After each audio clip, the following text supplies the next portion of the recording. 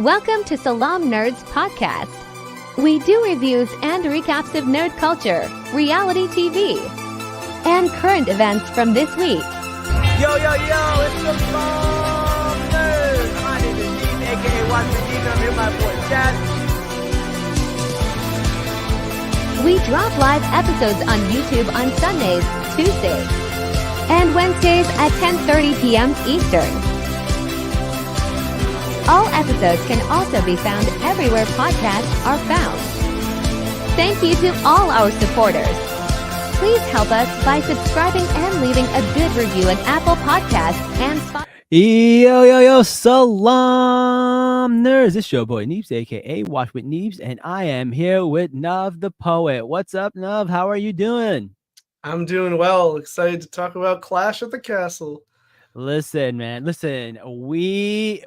had a good run. We've done a few wrestling episodes so far, and they've been really good. Unfortunately, you guys know Jazz does not watch wrestling, so he's not in this episode. So please bully him into watching wrestling so that he can come on the show too with us. We would love to have him here. F's in the chat for Jazz. I know. F's in the chat for Jazz. But listen, we got some new people here. People are already commenting even before the show starts. We got Elle right here. She found us through JJ when we did House of the Dragon. She says, insane. My brother went to Clash live and we'll be hitting up Berlin. So I think they're talking about the Berlin wrestling match that's happening soon. So that's going to be super cool. I am really, really excited for that. But before that, we got to talk about this. We got to talk about what's going on, man, because it was an exciting match. What are your thoughts overall? I it's not like WrestleMania level, but I thought it was pretty good. I like the whole Scotland European crowd where they're just going crazy chanting for people. It was insane. What are your thoughts? Yeah, I think overall the show was great. I think actually in terms of the wrestling, especially, it's been better than some of the last few shows. Like, I don't think they've been bad in the last few, but I just think this one was more like consistently good. Yeah. And so I like a lot of the stories that were told and just like, the character building and the just development of different things that we'll get into because there's a couple of major things. So, yeah. I'm excited. I'm excited to get into it. We got some people on Instagram Live. Shout out to all the people on Instagram Live. Listen, let's start with the first match, right? And that was Cody Rhodes versus AJ Styles in an I Quit match. Now, I personally thought we were done with this storyline and it was over. And then somehow it made its way back. And I'm like, okay, so this has to be something really special to make us care about it again. I don't know if they pulled it off. What are your thoughts? Did you care about this match? Were you invested before it started? So yes and no. No, because I kind of knew the outcome. Like, I just didn't see them giving the title to AJ in the first place. So no. I wasn't sold on that. But I thought what they did was really effective. And I know you haven't watched for a long time. So AJ did something very similar to what Mark Henry did. He did this fake retirement speech, right? And so I thought that was effective. I obviously once you do something once, then like everybody's they can kind of guess like what's coming and stuff. Yeah. But I still thought it was effective, and I thought the I Quit stipulation was really cool, especially because we got to see blood, which more and more we're seeing blood in WWE, which is really interesting because we haven't seen blood, at least not intentional blood, for a long time. Sometimes people do get busted open, but that's not usually the WWE's intent.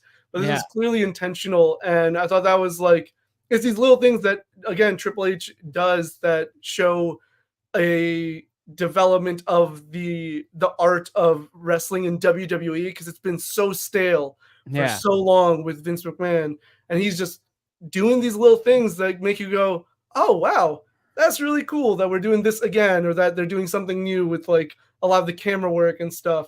But I also thought they just told a great story. Like, AJ was relentless for so much of this match, and really built Cody as this fighting champion, this guy who never surrenders, never gives up, and like a lot of people online were saying, I do think Mama Rhodes is going to get involved a bit too much at one point. Yeah.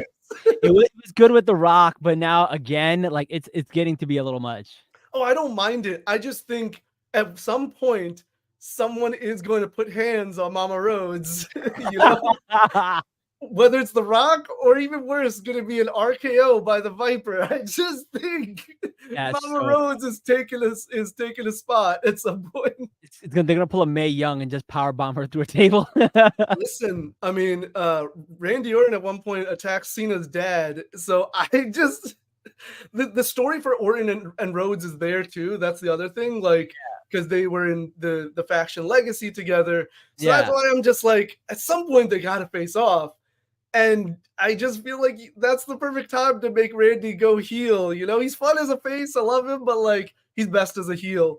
Yeah, that makes a lot of sense to me. And dropping Cody's mom with an RKO is the most heel thing you could do. That's just gonna be ruthless. That's just ruthless. Oh man. So like, I'm coming from a different perspective. Like I thought the match was great, but like, I watched the AJ Styles and Cody Rhodes match in France. And I thought that was a great match. I thought that match was amazing. I thought the crowd was amazing. I felt like they gave AJ Styles his just due. I honestly would not have been mad if that actually was his last match, because I felt like he would have gone on top. But this match, I don't think lived up to that match. I don't think it was as good. It was an I Quit match. I love the part where, like, you know, the handcuffs came out, and I like that, you know, Rhodes took like punishment. I thought it was a good match to build up Rhodes, right? But then from AJ's perspective, like, he goes through all of this stuff. He gets hit with the chair. He goes through the table. He's still saying no. And literally, like, he gets handcuffed after, like, Cody Rhodes breaks free of his handcuffs and gets the key. He handcuffs AJ Styles and then beats him down. And AJ goes, no. Then he goes and grabs the freaking steps. And then he just cowers and goes, I quit. And I was like, I didn't see that coming. I was like, I don't know how I felt about that. I felt a little weird about that. I was like, you go through all of that, and then a threat of a steel steps gets you to quit, and then he hits you with it anyway. Like, I don't know. How do you? I didn't feel great about that. It wasn't like the best for me in terms of like storytelling, match wise. That's fair, and I get your feelings about the match overall too, because it wasn't as much like wrestling per se. Yeah. You know, like it was definitely a lot more, you know, it's a I Quit match, no disqualification. So there's a lot of weapons and all this stuff being used, which it makes sense, but sometimes it can like take away from it, especially when you have two guys like AJ Styles and Cody Rhodes who can put, we've seen them literally put on a really great like wrestling match, right? You know, so I get what you're saying. I do like the change up personally, and I just thought it was like, I thought it was a good mix. They still had like some cool moves in there, and like AJ did a brainbuster on the announce table. I was like, geez, what's with brainbusters? You know, we got the Sami Zayn one on Gunther on the turnbuckle, and then we get this one on the. So it's just, but yeah, it definitely, it's a challenge, right, with these kinds of matches, because you do have to up the intensity and the personal element of it, right? That's why they're just like attacking each other as opposed to wrestling a match, you know. But it can, to your perspective, kind of like make it like less entertaining, or not entertaining, but just, you know, maybe not feel that, you know, same excitement. But the end, I saw the end coming. I don't know. Really? I once I saw the handcuffs, once I saw the handcuffs on Rhodes, I was like, he's going to escape. He's going to put on AJ. Oh, I knew that. Yeah. Yeah. And then I saw the stairs, because I think he went to get them at one point, but he didn't. He got like a chair or something, and then he went back out again. So like, it clicked in my brain, like, oh, it's probably gonna be with the stairs. This is the tricky part of an I Quit match, right? Because like, heel or face, making someone say I quit, like, it kind of makes them look weak at some point, you know, or in some way it can make them look a little weak, with faces especially, which is why like faces rarely lose I Quit matches. And if they do, it's under some shady circumstance. Like, I remember it was Mick Foley. They used a recording of him saying it during a promo from like the week before, and that's like what got him to lose. And then they revealed later on that, you know, like, so it's like they have to do something shady, because saying I quit is like, that's a big thing to just admit you're like, it's similar to tapping out. It's you're submitting, you're giving up, you know. And I get that, but like, you know, he cowered before he even hit him. So I would have liked it if he hit him Mm, and then they asked him, they hit him again, and then they asked him, and they hit him for a third time, and then he finally said, "I quit." Right? I felt like that would have been the sweeter end instead of like they're wrestlers. They get hit with these all the time. Like I don't, yeah, I don't get it. So that's fair. I was not a fan of that, but like Sure. still, I felt like the match was pretty decent. Someone says that Cody did look a little heelish at the end by hitting him anyway. After you don't hit a man after he surrenders. Yeah. Cody did.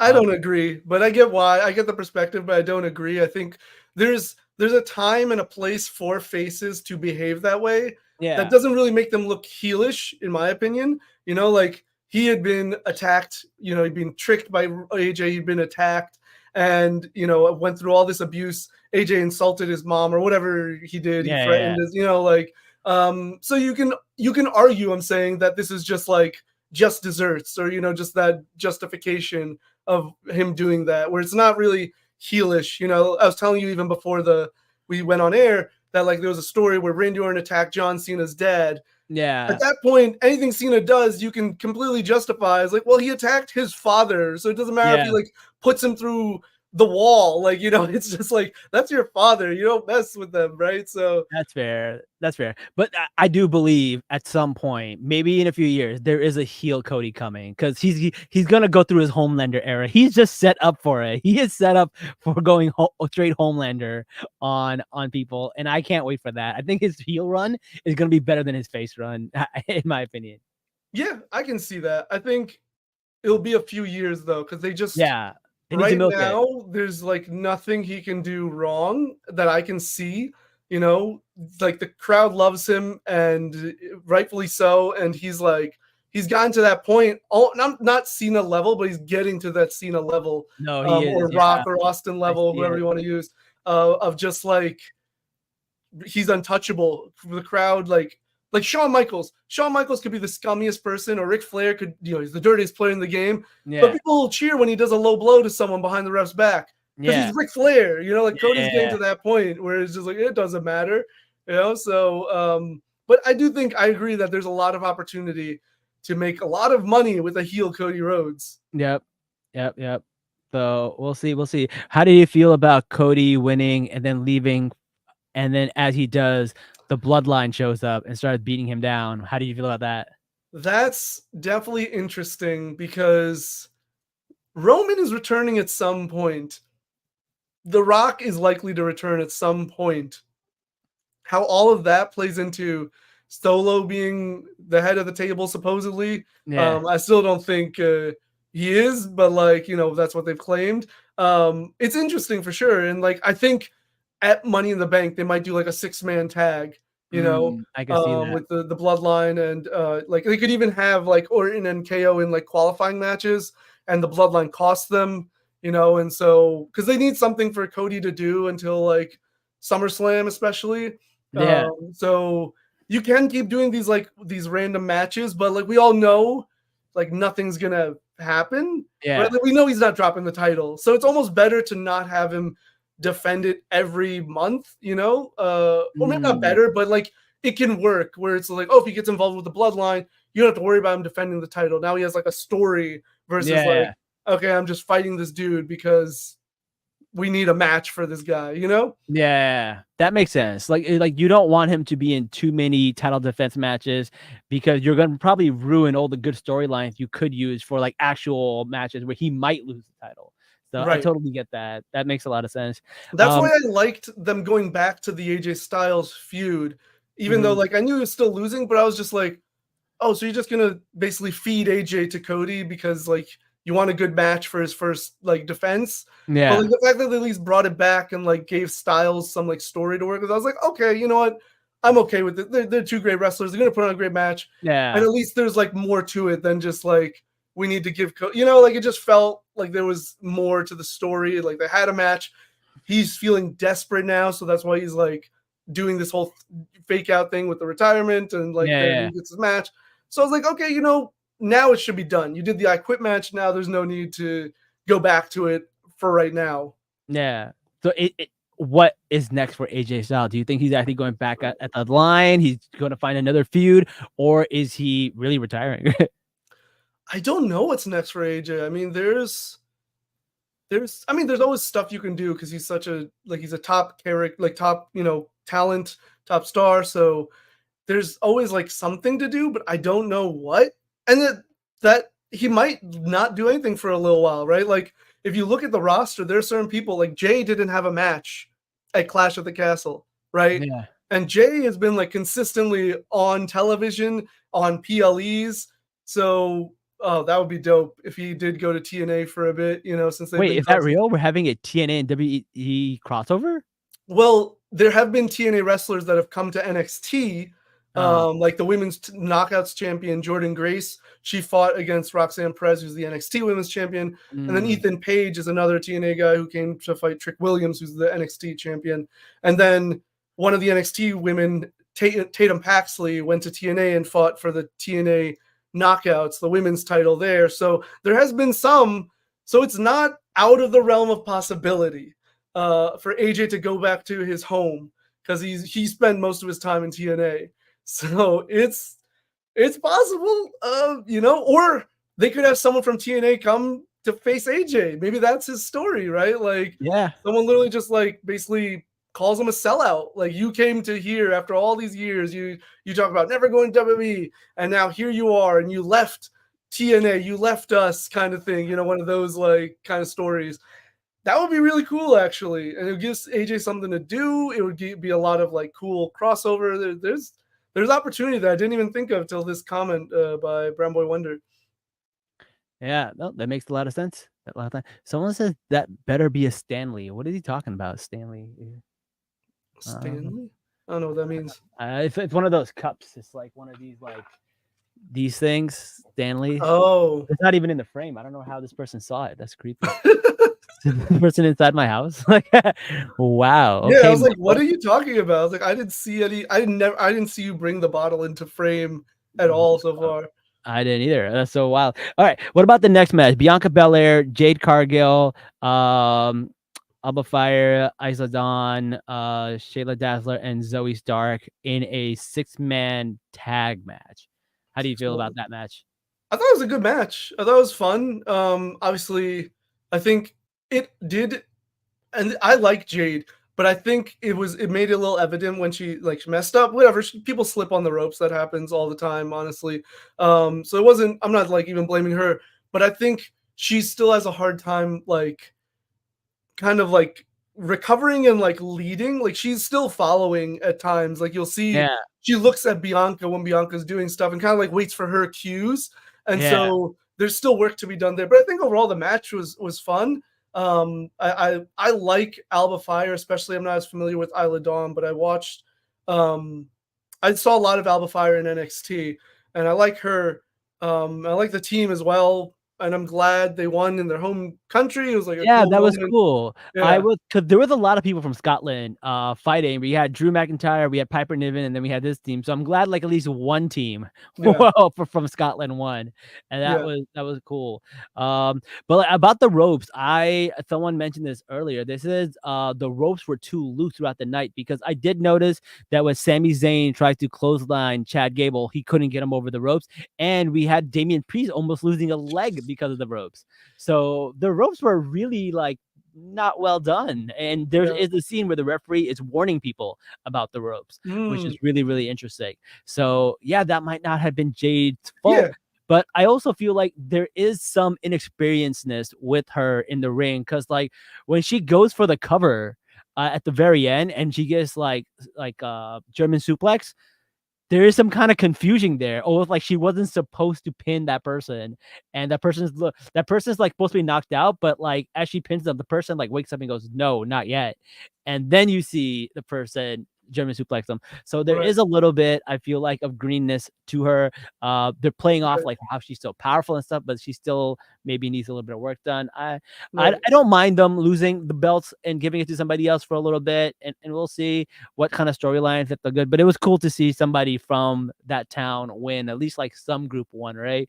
That was good. I think for Jade especially, it's less about the moves. I think she executes the moves for the most part really well. I think it's just like performing the performance element itself.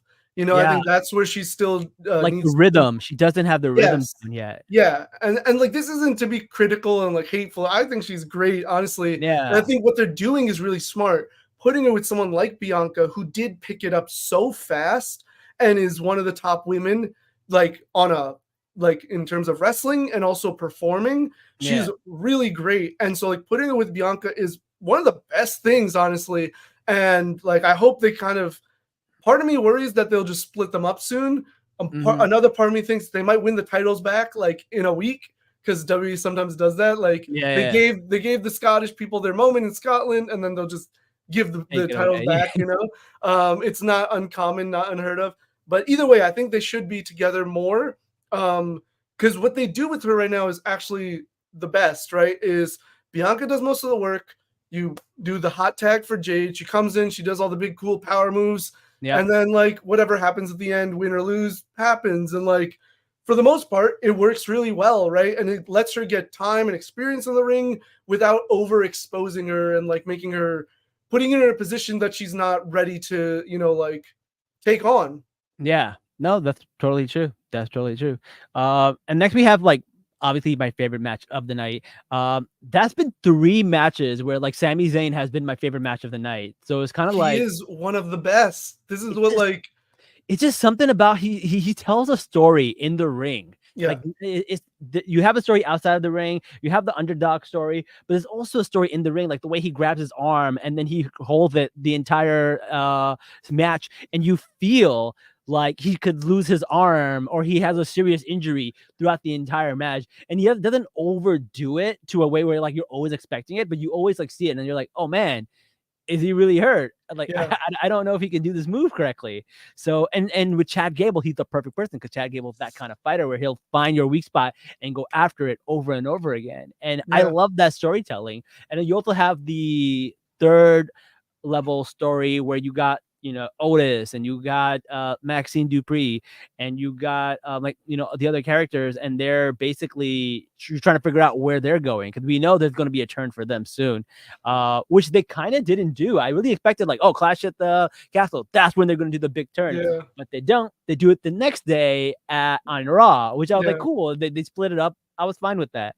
Yeah. It's a slow burn. You see it coming, but the crowd really, really loves Oh, Otis. dude, they've been waiting. They've been calling for Otis to turn so much, and it makes the perfect sense. And Otis is such an enigma because he's Yeah. like, if you look at him, I don't think he's a character or a presence that most people would gravitate towards. Yeah. But he is such a fun character. Even like for years, like he had this whole story with this female wrestler Mandy Rose, and Mandy was a heel, but Otis is a face, and he's like actively pursuing her, and she's reciprocating, like genuinely. It's not a setup or anything. Yeah. And so there's all these moments with the two of them, like he saves her from getting eliminated in the Royal Rumble one time. Yeah. You know, it's like the crowd popped so hard because she like fell, and then like you just see him, he's like right underneath, like just holding her up. Like it's just like stuff like that. And you're Yeah. just like, and the crowd just loves it. Like he's like a very like,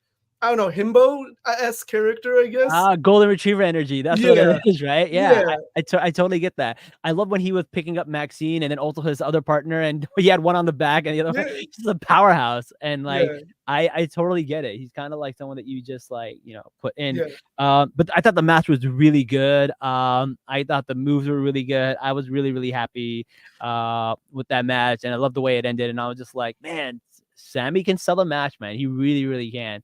So Yeah. I'm really, really happy with that. Also got my Sami Zayn shirt, which like, you know, look at that. We got where is it? Oh, it's on the other side. Oh, this- Look at that. See, we got the Sami Zayn shirt. It says Contenders, got the sign. I can't wait to wear it to SmackDown, which you and I will be going to SmackDown on the 28th. That's going to be so much fun. We're going to TikTok live the whole thing. So do follow us on TikTok. That'll be a lot of fun. So we'll be doing that. I love this match though. I'm excited for that for sure. But I just want to talk about, because I do love the match, and something I noticed about, and it goes to your point about Sami Zayn matches that we've seen. We've seen like 3 now, right? I think since he and I love Gunther, But Gunther's stories are always just, and it's fine, but it's just who is the better wrestler, right? Like that's Right. really the story. Sammy always has some like external story being told within his story in the match. It's not just about who's the better fighter. It's like him wanting to prove himself or him trying to be like, you know, whatever it is. Like with this Chad Gable thing, it's just like him trying to help Otis and stuff. Like there's always something extra with the Sami Zayn stories in his match. And this has been his thing forever. But I want to say you are so fortunate that you started watching wrestling at this time. Yeah. Because if you started watching wrestling a couple years ago, you would be like, what are they doing to my man Sami Zayn? As many of us had been saying. I would Like have frustrated. I it would was have I would have called Islamophobia. we you haven't been in the trenches with us Oh fans no. who had to watch Sami Zayn, and he made it work. Whatever he was given, he made it work. But they treated him so awfully, and I was just like, man. And then you look at him now, and you see what he's doing, and it's like, see, he has all the talent in the world to be a top star if you just let him go and give him the opportunity. And Yeah. like I saw in NXT talking about like telling a story in the ring. One of my favorite moments. He's facing a guy named Neville, right, for the NXT Championship. He's Mhm. pursuing him for months. He keeps losing, coming up short. Finally earns an opportunity. He says, "This is gonna be my last chance. If I can't beat you, I'm done." Right, Mhm. and so what happens is Neville starts to kind of play a little dirty. He's still a face, but he's more of like a win at all costs kind of like approach now, right? So he like, you know, at one point Sam was about to win in a fatal four-way. Neville pulled the referee out, kind of thing, right? And Right. so Sammy's like, no, I'm gonna win this the right way. So he gets to a point in the match. The ref goes down with him and Neville. The ref goes down. The title's in the ring. He picks up the title and he looks at it and he thinks about using it, like hitting Neville with the title. Right. The crowd starts chanting no. That's how connected they were to Sammy, that they didn't want him to win in a Yeah. cheap manner. They wanted him to earn it as he, and like, but like the crowds we have nowadays, they can be kind of like cynical and like, you know, Oh yeah. For sadistic, sure. and they want like the worst out of everybody. Yeah, And the yeah. fact that this crowd was like, no, we want the like proper underdog fairy tale ending. And so he threw down the title and it almost cost him, but he kicked out and he won. And it was like great, but it's just like he tells a story in the ring that's Yeah. beyond just like, oh, how well can I do these moves and stuff. And that's why he's amazing, you know? Yeah. That's true. Someone said American crowds need to step it up, man. The crowd in Scotland were insane. They were really, really cool. So I really, really like that. All right, next match. We got Bailey versus Piper Niven. Yeah. I really was impressed with Piper Niven. I feel like I didn't see her. I've only saw her in the Royal Rumble, and I Yeah. haven't seen her do anything except like maybe like a few things with Chelsea Green. And then once she started this feud with Bailey, I was like, yo, she's a menace. Like she Yeah. is really, really good to the point where like I was like, she should be the champion. I was like, Yeah. I was really hoping that she was gonna win it. Damn, so yeah. Brown Boy Wonder also says I thought Piper was gonna win it. Yeah. What are your thoughts about this match? Because I really thought that Piper was gonna take it. Yeah, I thought it was a great match. I thought it was, you know, it's a really tale as old as time, you know, underdog champion, bigger opponent, just powering their way through them. Every attempt like to fight kind of doesn't work, you know, because they're Yeah. just so much more powerful. It's a classic, especially in WWE, right? Yeah. Whether it's Nia Jax, Braun Strowman, Piper Niven, like you have these characters who are just so big that like and strong and powerful that the other wrestler has to like become unique. It's so funny. He says, I love Chelsea Green. I'm the opposite. I don't like Chelsea Green. I think she does great with what she does. It just doesn't, it's not something that appeals to me, you know? I like her as a character and a manager. I don't care for her in the ring as much, but I feel like she can do good with what she's given sometimes. I She like her does her job. character. She I mean, does her she's job supposed to be really well. annoying, and if Yeah. she's annoying, then that's worth working, right? It's not even annoying for me. I just don't care for her, but like no disrespect to her. I think she does her job really well. Yeah. It's just not a character I care for. That's what it is. But yeah, going back to your thing about Piper Niven is like, yeah, unfortunately she hasn't been given the spotlight even like once they changed her name because Vince gave her this honestly abhorrent name, Dewdrop. Yeah, that's the appropriate reaction, dude. Just a disgusted face, appropriate reaction. Especially because she had already established herself as Piper Niven, and stuff like. So it's just like, why change her name?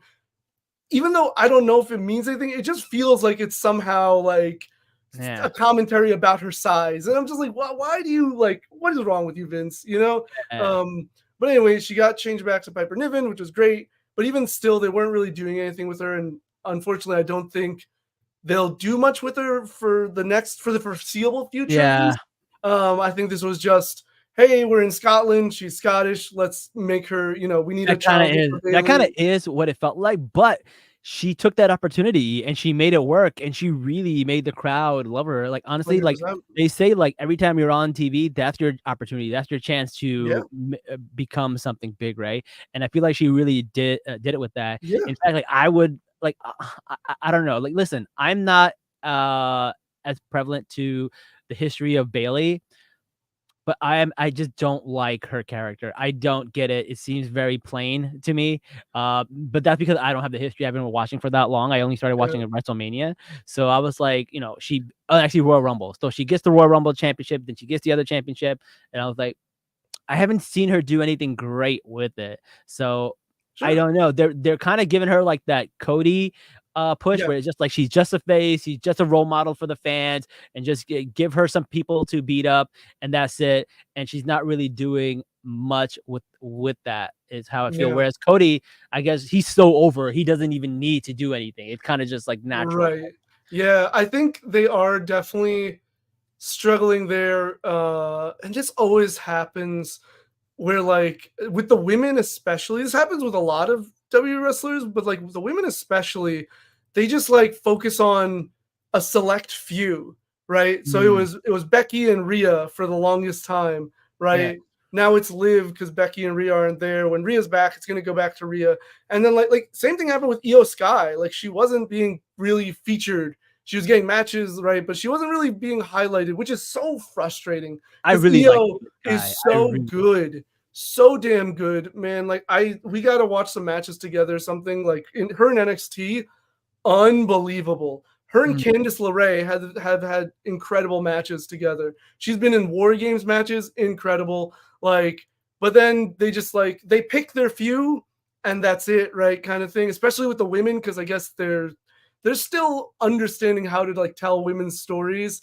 And so with Bayley, I'm hoping they'll do something more. I kind of want them to like bring about a heel that can like basically say like, this whole thing you're saying, the role model and all this, it's a lie, right? Like, just call her out. Maybe like, like, oh yeah, you're saying you've changed now, blah blah blah, but like the reality is you haven't. Like, I want someone to kind of play those mind games with her and really like push her on a personal level, as opposed to just like, because we've seen her face Nia Jax, we've seen her face Piper Niven, so she's been challenged on like a physical level with two more powerful wrestlers.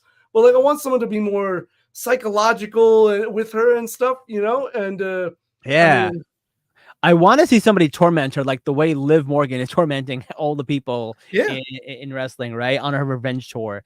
I think that would be really, really cool. And that's that's the story that they should go with, because I don't think they have a good enough story. And just make it that like, oh, she's putting up a facade. She's putting up this fake persona. Like, we've seen her for 3 years be this heartless, cruel, callous person, and we're supposed to just believe you've changed now. Like, and the perfect person to do that, it won't happen, but the perfect person to do that would be currently known as Mercedes Moné, but Sasha Banks would be the perfect person for that role, because the two of them are like best friends in real life and in WWE. They've been together, they've fought each other, they've been like tag team, they've been everything. So it would be the perfect person to call. Like, I know the real you. I know the real you better than anyone else. It would be the perfect thing, but it won't happen because Mercedes is in AEW right now. Maybe Charlotte. Charlotte could be a good choice too. But We yeah, saw her in the back in one of the Raw episodes, right? I believe, or was that Natalie? I think that was it Natalie. was We probably saw. Natalia. Natalia, yeah, Natalia. Okay, so that's good. All right, now the match of the night, which was Damian Priest and Drew McIntyre. We talked about how Damian's leg got caught because the ropes were really loose. I thought that was crazy. Well, I thought this was a pretty good match. Go ahead. everybody's talking about the leg. I was worried that he like hit his head on the apron and then Yeah, like got maybe concussed or something. Like yeah. I get the leg, but I was like, wait, is this guy okay here? Like he literally, they tell us it's the hardest part of the ring. So I was just like, yo, he smacked the Yeah. apron. Like I hope I genuinely hope he's okay in general, because that somehow he turned out, yeah, he was able to do like a whole 20 minutes. That was very Yeah, early in the match, and he's that able to do was. like a whole nother 20 something minutes. So like, God, kudos to him. If I this also doesn't like make him a how face, I don't know what Drew. else. I also like how Drew told the story. He's like, "Hey, I can't win the match with him being on the rope, so I got to take him off," which kind of gave him an excuse to help him and get Yeah. him off the rope, which I thought was really cool. Also, speaking of like moves, there was a move where like Sami Zayn suplex Chad Gable right on Dude. his head. That's so Yeah. scary. The half Nelson. He's done those before to others as well. Like the half Nelsons are just, yeah, him and Kevin Owens are really good at doing moves that make you think they like broke their entire spine. Yeah, Kevin Owens once took this Michinoku driver from Sami Zayn on yeah, a ladder that was like this. yeah, Like the ladder wasn't folded, it was like set up, but it was yeah. laying on its side. So he just lands like on it, and I'm just like, this guy's dead. He's dead. That's crazy. I'll send you the clip. The two of them, Yeah, you have to watch their matches. Their matches are insane, dude. I remember Pat McAfee was like, "Gable just got 2 inches shorter," and I was Yeah, like, "That's so funny." yeah. It was, Oh my but yeah, god. like they and that's like the indie style of wrestling, right? Like they do a Yeah. lot more like crazy moves that look amazing, but also are very, very dangerous to do, you know. Yeah. But yeah, that's like kind of the styles, the very exciting style. And like Sammy will pull those out on occasion, which is why I also appreciate like the top rope brainbuster, these half Nelson suplex, stuff like that. He only does them in WWE like on occasion. So it's like it's impactful because it's just like, oh shoot, I haven't seen you do that, you know, like Yeah. versus like, and this isn't a disrespect to the indies, but they will do a lot of those in like sequential, like in a sequence. And it's Yeah. like, okay, both of you should be like in a wheelchair at this point. Like you like Yeah. drop each other on each other's necks. Like, what is going on? Like, bro, it's not worth it. Don't do it. It's Yeah. crazy. What were your thoughts about the Drew McIntyre and the Damian Priest match? I thought it was really good. I thought there were points in the match where I was like, thought it could go away. I really thought Drew was going to take it. I thought Drew was going to win the match. They Yeah. pulled one over on us. I What are was your so thoughts? ready. I was so ready for CM Punk to cost him the match, because making Drew lose 1,000 gaskets is so much more entertaining than having him win. Having him think is the best thing in the world. This is literally the best thing they have going, is this feud Oh, with Drew and 100%. Punk. This is the best rivalry in like modern like wrestling, because this rivalry is better than The Rock and Cody Rhodes and This Roman is Reigns. like Roman and Cody only gets a little more because it like had this length of like Yeah. 2 years, but this is so, and the beauty of it is they're not even, I think they've maybe attacked each other once or twice. Yeah. Other than that, it's all talking and tweeting and like Yeah. commentary stuff. Like it's nothing physical is happening, and Punk is like that just annoying, like he's just always there to just ruin Drew's moment, and it's beautiful. Also, how amazing was the camera angle when like CM Punk slid in and you're going like 1, 2. Like, at first, I was like, I could have seen it coming, but the way the camera angle was shot, I was like, oh, it's just a regular referee. Why would they not show the referee's face if it was actually Yeah, somebody special? And then like when he does 2, I'm like, oh my god, that was Punk. dude, not even that. So it's not even the part where he slid in. They show a wide shot Yeah. when the guy's running, right? And Yeah. and Michael Cole goes, oh well, there's another referee coming. Yeah. Usually, I don't know how much you've seen of more recent stuff, but usually they'll do just like a medium shot of the ref running down, Right. Yep. I've right? seen those. Or Yeah. they show their face when they slide in, like you said. So Yeah. they were so intentional with how they shot his entrance, and like you heard the crowd react, but like as a fan, you don't know like what that means. Like you could Yeah. possibly guess it's CM. I mean, maybe some people could guess, but like you're just not thinking that way. You're Because just it like, oh happens yeah, so fast. Even if you even if you could guess, the brain doesn't process that fast yeah. because it just happened. It's so fun. It's just the biggest troll move I've ever seen. It's like was it AJ flying all the way to Australia? Like CM Punk flew all the way to Scotland to screw over Drew. Like It's really interesting because like if CM Punk's injury is real, they're still using him yeah, so well, even right. with his injury. He hasn't had a wrestling match since Royal Rumble, Yeah. and he's still causing a menace. And it's the greatest storyline in wrestling with him, and that's really saying something. I could easily argue that this is actually better than if he was able to wrestle, right? Like this Maybe. is kind of better because he gets to do. Look, he's a great wrestler, but also at his age, he isn't as good as he was. But he will always be an excellent talker and performer. That is something you can't take away from someone, right? Like until they get to maybe like a much older, but like he will always be able to talk. He'll always be able to do these kinds of like be this smug character, be a character.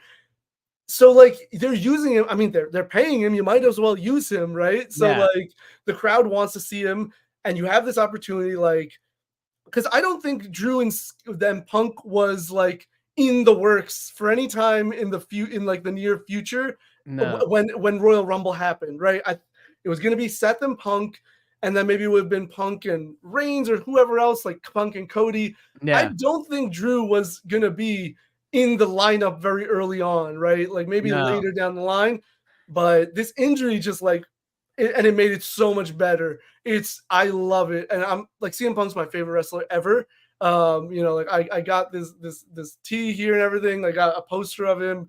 I got photos with the man. I've met him. Like he's my favorite wrestler. So the more I can see of him, the better. And I just love that they're like, oh, I guess we could just keep using you and putting you on TV. And I Yeah. just love that, And yeah, so They're getting their money's worth with CM yes, Punk. Even if he's not wrestling, I still think they're getting their money's worth because even more, dude. it's the most entertaining storyline that there is, and it's a slow burn. It's taking its sweet time, and we get to the point where he loses the match to Damien, and then the next day he comes up to do his promo, can't get through it, he quits. Yeah. He quits, which is like I'm like, am I a mark? Is this happening for real? Like what's going on? Yeah. And it honestly so smart because I'm pretty sure he made comments about Punk quitting, Yeah, right? And now, even though it's kayfabe, even though it's in storyline that he's quit versus Punk actually quitting, now Punk has ammunition of like, calling Drew a hypocrite or something like that, just yeah, like pointing out like, look at you, you're yeah. leaving. Why, yeah, be a quitter. I'm still here. I'm here where my home is. You said this is my home. No, I'm the one here. You quit. Like there's the meat on this story is so like when they actually do get to wrestle. It's been going on for 6 months, this storyline, and it's Yeah, still juicy. Like, how do you make it so entertaining for 6 months? That's crazy. it's insane. And like you brought up the Liv storyline before, and it's like in a way like same thing. Like Liv is just doing all these things that are just like, oh damn, like it's so interesting. Just like the small things though, like yesterday on Monday Night Raw, she's wearing Dom's jacket Yeah, and the she's vest, like, the you cow can vest. have it, yeah, vest, you can have it if you take it off me. Like, geez, all right, like That was very suggestive. I was like, well, yeah, what's going on here? And then the whole thing with the key card and Finn Balor taking it, and I don't know. It's a lot of like what's going on here. So we'll get into that. But what are your thoughts about Drew supposedly quitting though? Like, do you think we're gonna see him again next week? You think they're gonna milk it for a little bit? He cut off all his social medias. He deactivated his Twitter. but Like did it's he crazy. really? Yeah, I didn't know all that. That's what, applauding him for like really committing to the bit. yeah, right, He's exactly. definitely no, he hasn't actually quit. He like just re-signed a new deal or something. So Yeah, he didn't quit. But I love it. I love this new what is it called? This new twist, this new just like thread for the story. Cause I don't know what they're gonna do. Like, is it that it's a ruse so that like Punk can come out and like yeah. kind of like tease him and then he'll come out and attack Punk, kind of like set him up to like bring him out there kind of thing. Like, I don't know what the plan is. And like, dude, there's so much going on. I think Raw this past week was like one of the most intriguing Raws of all, like in recent times. Yeah. You know, like a lot of the stories have been building and building and building, and this Raw was the like finally a like actual like progression forward, right? Like we got Drew quitting. It's like, oh shoot, okay, what's there? You know, there's more stuff with Liv. Otis finally like does something to Chad, and supposedly he's done with Alpha Academy or done with Chad. And then the Wyatt Six, or there's 5 of them right now, but like the We'll Wyatt. talk about that. Yeah, I want to talk about that at the end. But yeah, so let's talk about the matches on Raw, because there was a lot of good matches coming on. But before that, Seth freaking Rollins shows up. I didn't expect that was another thing. happen, that was another one. right? You know? And then he's like, okay, I'm gonna go get in the back of the line, and maybe I'll just win Money in the Bank and win that way. And then Damien just comes out. He goes, I'll just give you the title shot, which it plays really well into the storyline, because Damien is trying to win these matches on his own, but something keeps happening where he can't say he defended the title one time without some kind of interference, right? Even though he didn't intend many of these interferences, he still hasn't done that. And so it makes sense for him to challenge Seth Rollins, to say, hey, I wanted it to be you, and because of that, I'm going to give you this shot. I thought that was really cool. I thought this really almost setting him up for a face turn. I feel like he's doing all the right things, which I really, really like. What are your thoughts about Seth versus Damien at Money in the Bank? Yeah, just to echo a lot of what you said, I love the slow burn of him turning face. He's definitely turning face. Like they set it up literally like the night after WrestleMania for him to turn face. And like you just said, it's been like another like 4 months. He hasn't like fully turned face yet because he's still with the Judgment Day. But they're doing all these things, right? Like other than the Punk interference, right? He fought that match on his own. And like the leg thing might even like help catalyze his face turn, because like that was such a scary moment. But like he's constantly telling the Judgment Day, like, stay back. I want to prove, you know, that I'm a fighting champion, that I can do this on my own. And I think it's funny because I didn't think about all the stuff until I saw that promo of like, oh yeah, they both cashed in at Mania. They both won Money in the Bank. They both cashed in at Mania and like made this big statement at Mania and became champions. And it's just like, oh, this all makes sense. Like this match, it has like a built-in story just of like their pads being like kind of similar in a way to at least their championship position. And the idea of like Damien, like who better to face to prove yourself than Seth Rollins? There is literally no one else you could face other than maybe Cody Rhodes to prove you are like a fighting champion, you know? And so I think it's great. And like Money in the Bank is kind of like, it's, you know, they always say like the big 4, which is Royal Rumble, WrestleMania, SummerSlam, and Survivor Series. Those are the big 4 PLEs. But Money in the Bank has become like a A1 kind of like a lot of people say the big 5 now, because Money in the Bank has the Money in the Bank matches, which are always big and they're important and they're fun usually. And then there tends to be like a good championship match, like Seth Rollins faced AJ and Drew at different Money in the Banks. You know, CM Punk had his historic championship victory against John Cena in 2011 at Money in the Bank, where he left the WWE. He quit the WWE because his contract expired that night that he won the title, and he left with the title. It was a huge storyline. One of the better ones. Well, at least that moment, up to that moment, was one of the better ones in like the past 22 decades. So Money in the Bank has become like a pretty important pay-per-view, PLE.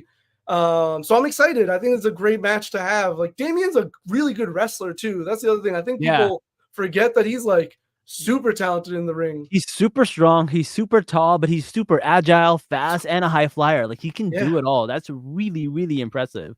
But I also feel like, you know what I thought they were gonna do? I thought, whatchamacallit, was it Finn Balor? I think Finn Balor, I thought he was gonna qualify for Money in the Bank and possibly win and use it on Damien because he is doing some shady stuff right now with the key card and stuff like that. And That would have I been wouldn't good, be actually. surprised if him and Liv were teaming up, blaming it on Don, and basically doing all this stuff to break up, the faction, only to use the money in the bank to try to get the win on Damien. I thought that would have been a cool storyline. That's what I was hoping for. Yeah, that would have been really good, actually. I like that a lot, because I'm not even the biggest Finn Balor fan, but I don't like how they're using him. Like, he's just kind of a lackey at this point. Yeah. And it's really unfortunate because he's a super talented guy. So I'm just like, why? Like, he's taking pinfalls and he's just like, whatever. He's with his friend JD and they're just kind of doing whatever. And it's unfortunate because I think he could be better positioned on the card. Even if it was just like the IC title picture, I think that would be great for him, actually. Yeah. Though the IC title picture seems to be a bit busy at the moment. Yeah. Yeah. So yeah, that I like that idea. I think that's a great idea. There's still a chance he could qualify. Sometimes they do like redemption rounds for like last qualifiers of like Money in the Bank.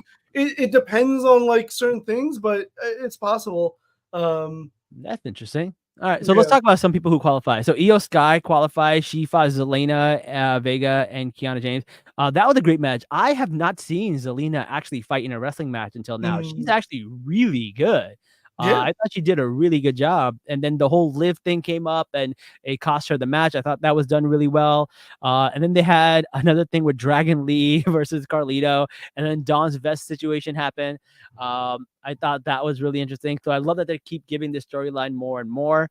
So we get to see that. And then we get to see the Intercontinental Championship stuff. So Zayn comes out.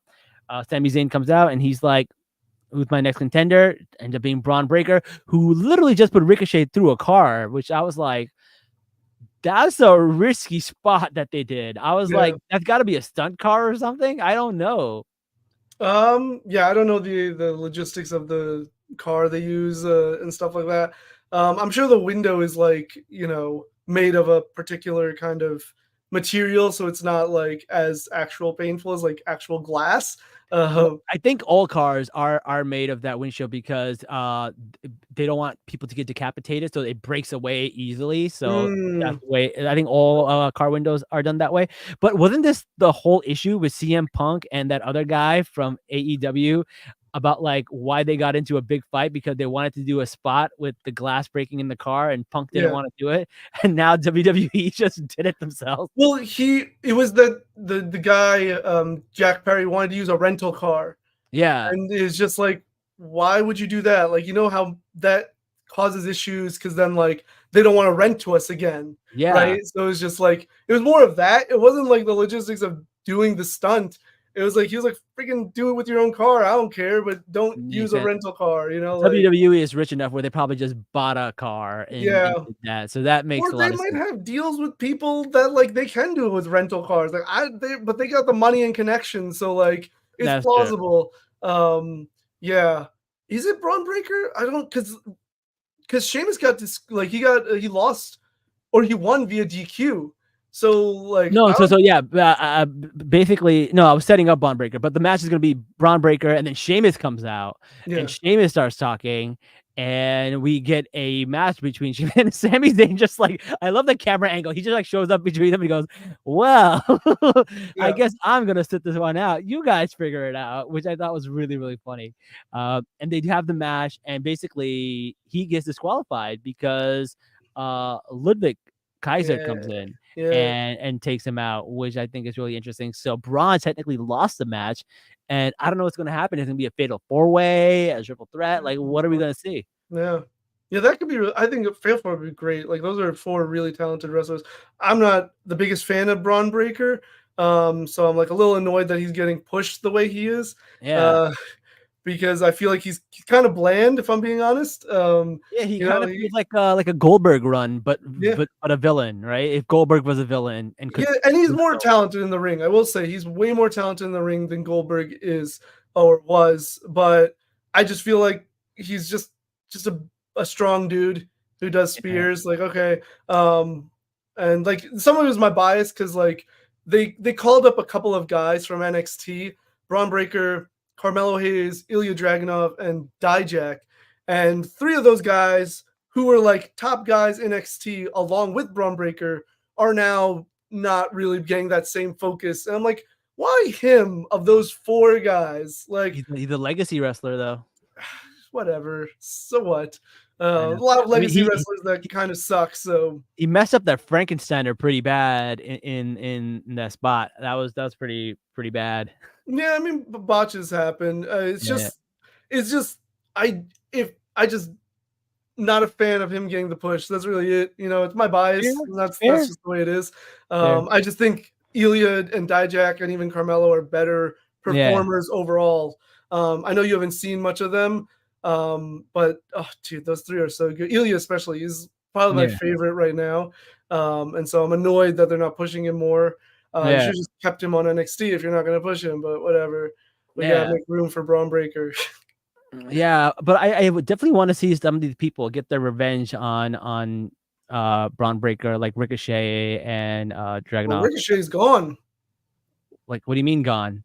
Like he's I don't know. I don't know like when his contract expires, but he didn't resign, so he's leaving the company.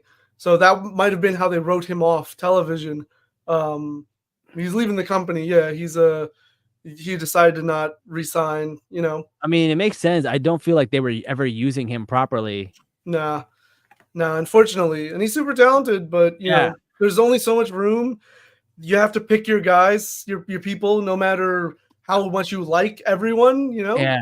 I mean, I wasn't even watching wrestling at the time, and even I knew about the Logan Paul and Ricochet match, and I was like, holy shit, wrestling is good. I was like, I was pretty insane. So, yeah, no, I totally get that. All right, now let's talk about this Uncle Howdy Wyatt family thing that's going on, because go. So I never watched the Bray Wyatt. I was never in that, but I did hear about it, and I was like, oh man, people really liked him, and he seems to be a really good character. So it looks like they are.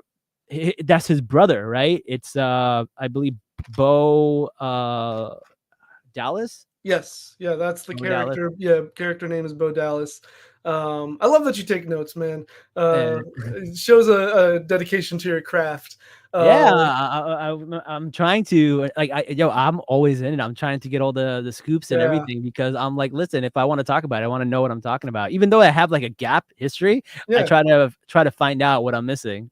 Yeah. So to explain Uncle Howdy, we have to talk about Bray Wyatt a bit. So Bray Wyatt's this character that debuted on the main roster in 2013, and he was like this, like, you know, like preacher-esque character. He had these 2 bigger dudes, Eric Rowan, Luke Harper, as the Wyatt family, right? And they were like all like the personas were like they're from like the woods, like they're like rural type people, big beards, Duck Dynasty kind of shit, right? Yeah, big huge dudes, massive power, but they're also like creepy, and he's got like powers and stuff, you know. And so he's doing that for a while, and then in like, what was it, 2018 or 2019, SummerSlam 2019, he introduces this new character called The Fiend, right? So Bray Wyatt himself kind of becomes like a Mr. Rogers character. And he has this show called the Firefly Funhouse, where he has little puppets, and like, so this is the brilliance of Bray Wyatt. His puppets were all inspired, were all like some sort of statement of his character, or like, you know, so like he had Huskus the pig, right? And that was supposed to be symbolic of a previous persona he played called Husky Harris, right? And so there was Huskus the pig, there was Mercy the buzzard, there's a couple of different things. There was a Vince McMahon as the devil character, right? And so he had all these characters. So he's doing this Firefly Funhouse, but then he has this alter persona called The Fiend, who has this creepy mask, and he's almost like this Jason Voorhees type character, you know, like just like indestructible, beats people up, does a mandible claw as his finisher, you know, and just like crushes people. And that was really cool, you know, like his, you know, Bray would come out with a light lantern, right? So when The Fiend would come out with the lantern, it was Bray's face, his mouth with his eyes sewn shut, and like the light is in the mouth, like it's this creepy thing. and it was wild. And so that was going on for a while. The Fiend had its ups and downs too, because again, Vince was in charge, and Yeah. Vince just doesn't like things that aren't his idea. And Mm. Bray is super creative. So he he has his career, and then he gets actually fired in like 2022, I think it was. He gets released from Oh, the that's WWE. recent. Yeah. He gets released from the all this stuff with Vince happens. Vince gets, Yeah. pushed to the side. Triple H takes over in creative.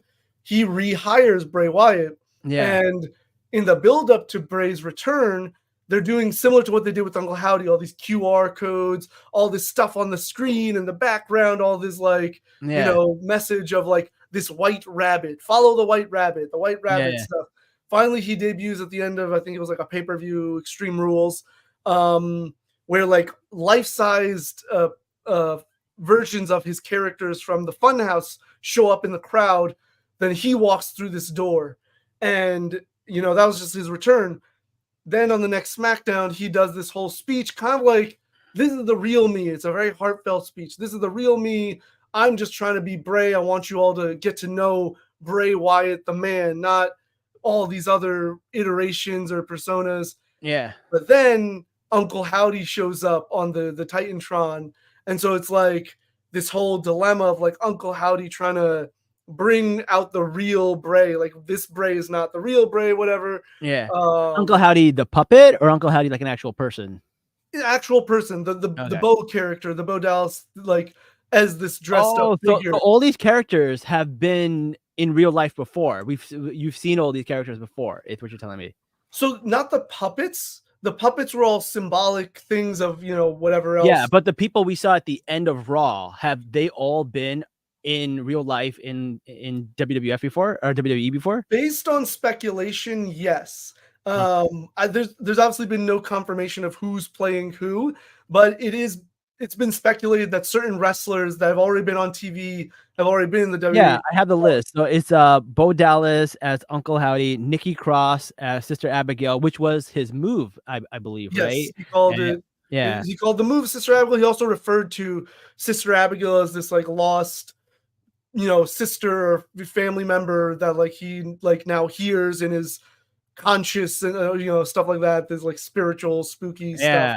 And then we got Eric Rowan as the Mhm. Ramblin' Rabbit, and Dexter Loomis as Mercy the Buzzer. So some of these are characters you just mentioned. So basically they're wrestlers portraying these actual characters now. Yes. Has that been done before, or is this the first time it's being done? I'm a little confused, because it's not like you're saying me that like this happened before, but it looks all new to me. So this is the first time actual wrestlers are portraying these characters. They just had like life-size version of the puppets for his return. Yeah. Just like I don't know what the real meaning behind it was, honestly. Like, Bray was a very creative guy, and sometimes like you had to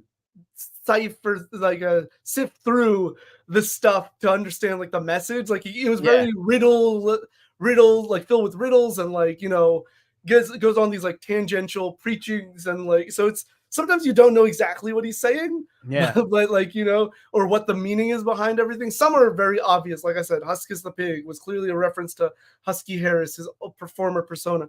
But like some things, it's just like, I don't know what this means. Like, we don't know who Uncle Howdy is. Right. And we're hoping to find out.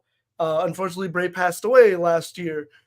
So then they put that on. How did he pass away? Do people know? It was a heart issue. There's a documentary on Peacock about his whole career and stuff. It's narrated by Bo, and actually they left a teaser at the end that like kind of like foreshadowed him coming back and being Uncle Howdy and everything.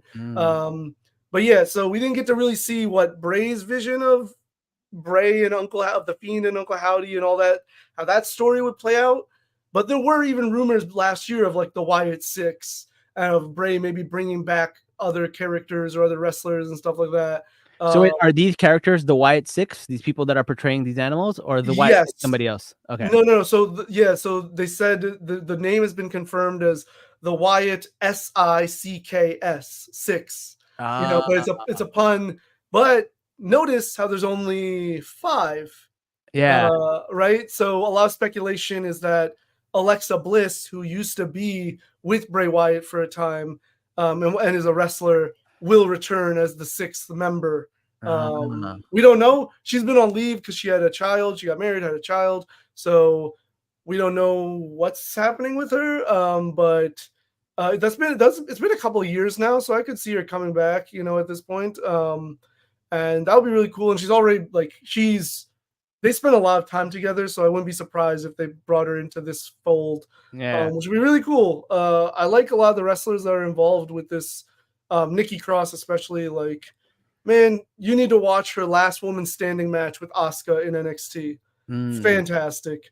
But yeah, she's made for this character, and so are Dexter Lumis and Joe Gacy. They have those they had personas that were very what's the word I'm looking for? Creepy and kind of out there anyway. Yeah. So they kind of slot in really well to whatever this becomes. I'm excited because look, I've always been a fan because I come from the age of Papa Shango and old school Undertaker and believing that Kane is actually his brother who was burned in the fire and then his parents were I believed all that shit. I was I'm in. So I like that we're doing horror again. I think it's good when they did it with the Brood. I always love the horror element in wrestling. Even Mankind was very scary and stuff like that. So I always love the horror element. My only fear is that it's 2024. People know what wrestling is about. Does the horror element still hit the same as it used to? And it looks like they're going in a very different direction with horror, which I kind of like.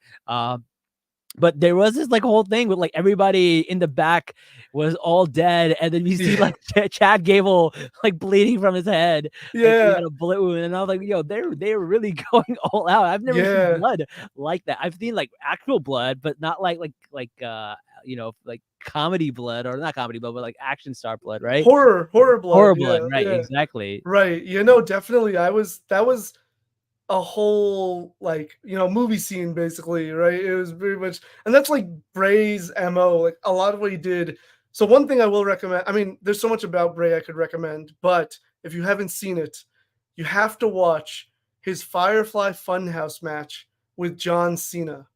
It is. I heard that was in an empty stadium or something, right? Yeah. So this was during the height of the pandemic. No fans. It was all pre-recorded. It wasn't in an empty stadium. It was all pre-recorded.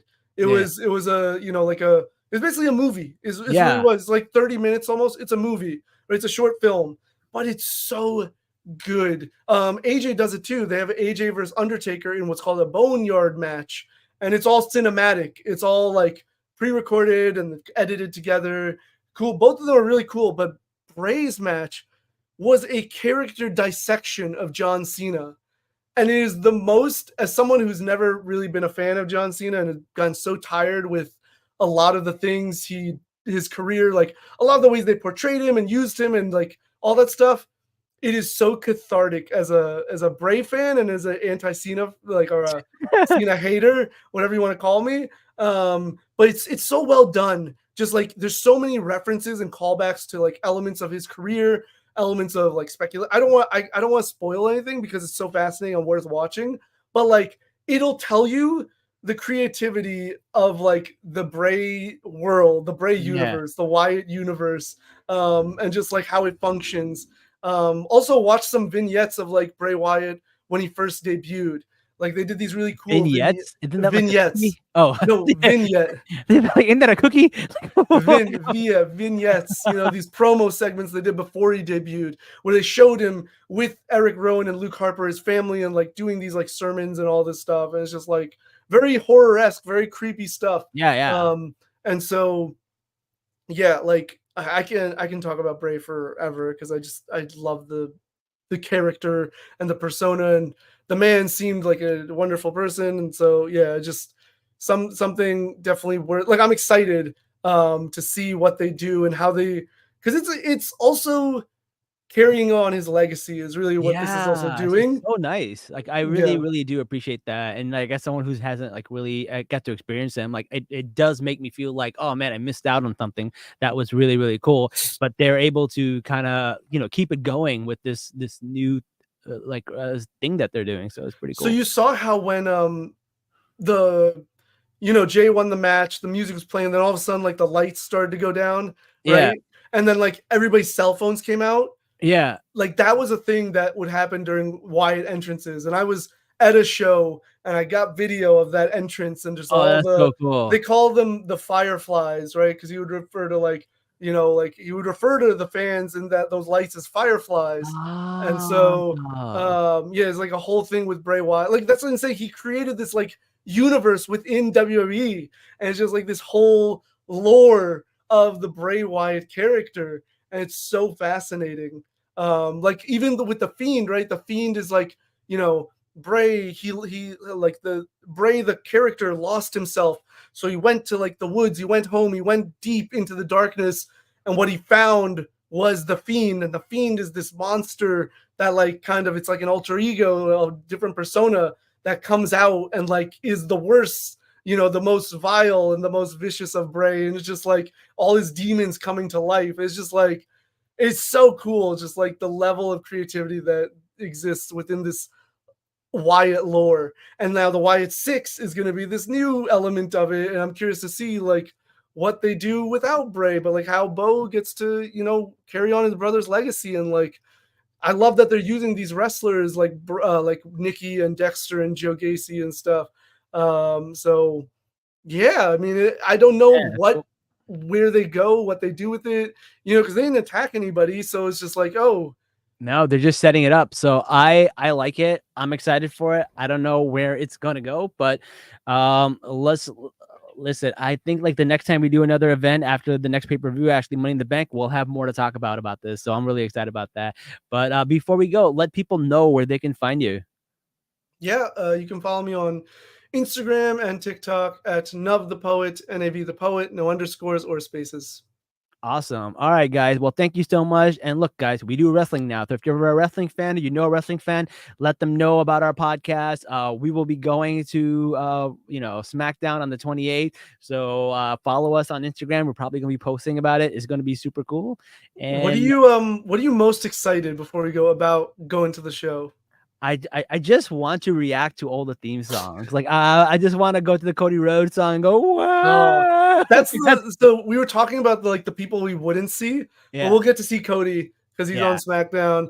We'll I get to know. see LA Knight. That'll be fun. Yeah. Yeah.